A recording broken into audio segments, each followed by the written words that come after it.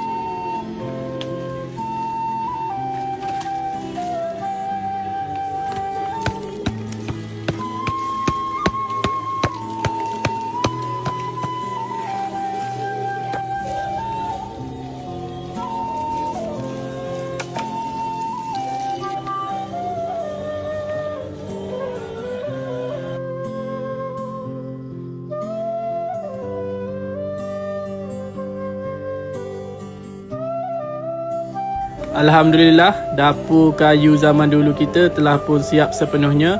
InsyaAllah untuk konten yang akan datang kita akan tampilkan masakan-masakan yang kita akan menggunakan dapur kayu zaman dulu. Terima kasih kerana menonton dan terima kasih juga kerana menyokong kami selama kami berkonten.